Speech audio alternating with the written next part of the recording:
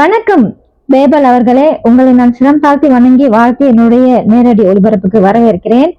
நீங்க கேள்வி கேட்டிருக்கீங்க, சுக ஆசனம் எவ்வாறு போடுவது என்று.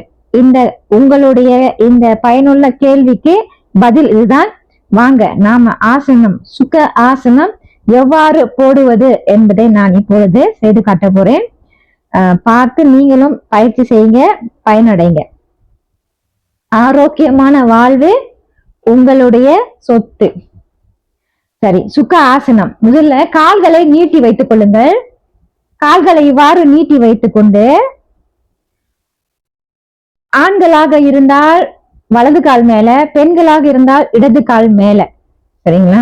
இப்போ உங்களுடைய வலது காலை மடித்து, அதாவது இவ்வாறு மெதுவாக மடித்து இந்த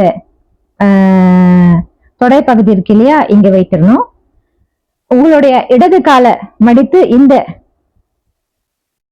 வலது கால் தொடை பக்கம் வச்சிடணும். இதுதான் அந்த சுக ஆசனம். பாருங்க, இவ்வாறு தான் இந்த சுக ஆசனத்தை நீங்க போடுறது. இப்படிதான் இந்த மாதிரி வைத்து, அதாவது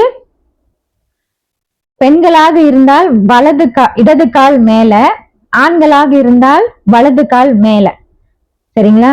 சோ இப்ப இந்த மாதிரி உட்கார்ந்து கைகளை சின்மய முத்திரை அல்லது சின் முத்திரையில் வைத்து, முட்டிக்கால்கள் மீது வைத்து சுக ஆசனம். இவ்வாறு நீங்க முதுகு தண்டை நேராக வைத்து, உங்களுடைய கழுத்து பகுதியை இலகுவாக வைத்துக் கொள்ளுங்கள். இலகுவாக என்னவென்றால் மிகவும் எது ஒரு அழுத்தம் கொடுக்காம மிகவும் இலகுவாக நேர்கோட்டில் இருக்கும்படி வைத்துக் கொள்ளுங்கள். உங்களுடைய முதுகு தண்டு உடல் மிகவும் எளிமையாக, எந்த ஒரு அழுத்தங்கள் கொடுக்காம, அதாவது நம்மளுடைய தசைகளுக்கும் சரி நம்ம உடலுக்கும் சரி எந்த ஒரு அழுத்தங்கள் கொடுக்காம மிகவும் இலகுவாக கைகளை சின் முத்திரை அல்லது சின்மய முத்திரை, இதுதான் சுக ஆசனம். சுக ஆசனத்தில் இருந்து மெதுவாக மூச்சு காற்றை உள்ளே இழுத்து வெளியே விடலாம். சிறிது நேரங்களுக்கு தியானம் பண்ணி நாம இந்த சுக ஆசனத்திலிருந்து வெளியே வரலாம். இதுதான் அந்த சுக ஆசனம்.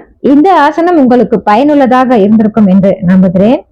மீண்டும் இணைந்திருங்கள் நேரடி ஒளிபரப்பு. நன்றி, வணக்கம், பாய். நான் ஓஜஸ்.